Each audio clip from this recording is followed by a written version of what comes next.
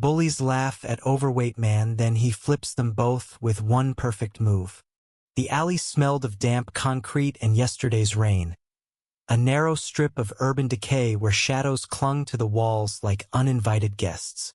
Marcus Jackson, a heavy-set black man in his late 30s, walked with a measured pace, his work boots scuffing against the cracked pavement.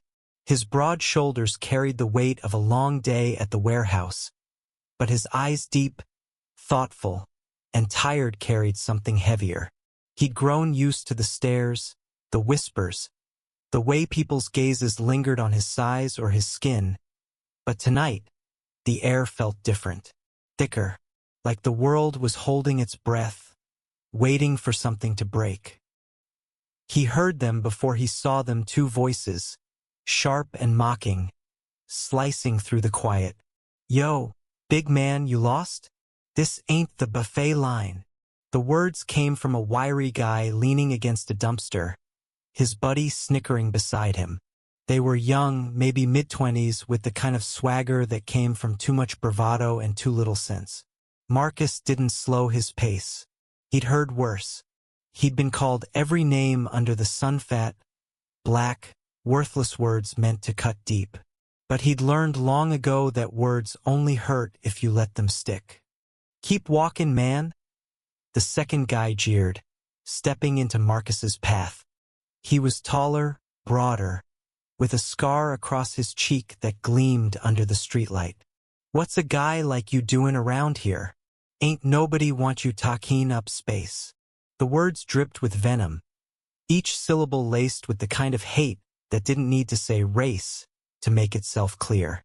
Marcus stopped, his breath steady, his hands loose at his sides. He looked at them, really looked, and saw what he always saw: fear dressed up as cruelty. "You got something to say?" Marcus's voice was low, calm, but it carried a weight that made the air shift. The wiry guy laughed, a high, nervous sound, but Scarface stepped closer, his chest puffed out. "Yeah, I got something to say. You don't belong here, man. Look at you. Talking up room. Breathing our air." The words were a challenge, a dare, and the alley seemed to shrink around them, the walls closing in as the tension climbed. Marcus's jaw tightened, but his eyes didn't waver. He'd been here before, not this alley, but this moment. Growing up in a neighborhood where his skin made him a target, where his size made him a punchline, he'd learned to navigate these confrontations like a sailor reading a storm. He could fight. He was strong, stronger than most, his arms thick from years of lifting crates. But he'd also learned that fists didn't change minds. Not really. The wiry guy circled to his left, smirking. "What's wrong, big guy?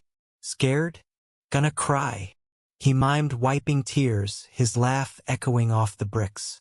Scarface took another step, close enough now that Marcus could smell the cheap beer on his breath. "You think you're tough? Prove it." He shoved Marcus, hard, his palm slamming into Marcus's chest. The impact barely moved him, but it lit a spark in the air, a warning that this was about to tip over into something uglier. And then, a new voice cut through the tension like a knife. "Leave him alone." It was soft but firm, coming from behind the dumpster. All three men turned, startled, as a teenage girl stepped into view. She was small, maybe 16, with braided hair and a backpack slung over one shoulder. Her eyes were fierce, unyielding, and Marcus recognized her instantly. Lila, the daughter of his coworker, who sometimes waited for her dad at the warehouse. She shouldn't be here, not in this alley, not in this moment. But there she was, clutching her phone like a lifeline. "Kid, get out of here," Scarface snapped, but Lila didn't budge. "I said leave him alone," she repeated, her voice shaking but resolute. "I know you, Derek. I know your brother, too. You think he'd be proud of this?" The name hit Scarface like a slap, his bravado faltering for a split second. Marcus saw it crack in the armor, the flicker of shame. Lila's presence was a twist he hadn't expected, a reminder that even in the darkest corners, someone was always watching. The wiry guy laughed again, but it was weaker now, less certain. "What's this, your bodyguard?" he sneered, gesturing at Lila. Marcus stepped forward, placing himself between the girl and the two men. "She's got nothing to do with this," he said, his voice steady but edged with steel. "You got a problem, it's with me. So what's it gonna be?" The alley went quiet, the kind of quiet that hums with possibility. Scarface's fists clenched, his eyes darting between Marcus and Lila. The wiry guy shifted, uneasy, his earlier confidence unraveling. Marcus could feel the moment teetering, ready to explode into violence or collapse into something else entirely. And then he made his move not with his fists, but with his words. "You think I'm the one who doesn't belong?" Marcus said, his voice rising, not in anger but in conviction. "Look around you. This alley, this city, it's mine as much as it's yours. I've worked every day of my life, paid my dues, carried more weight than you'll ever know. You want to talk about belonging? You don't get to decide that. Not for me. Not for her." He nodded toward Lila, who stood frozen, her eyes wide but proud. The words hung in the air, heavy and undeniable. Scarface's face twisted, caught between rage and something else, something like recognition. Marcus didn't stop. "You're angry. I get it. Life's hard.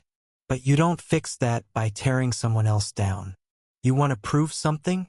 Prove you're better than this." He gestured at the alley, at the moment, at the hate that had brought them here.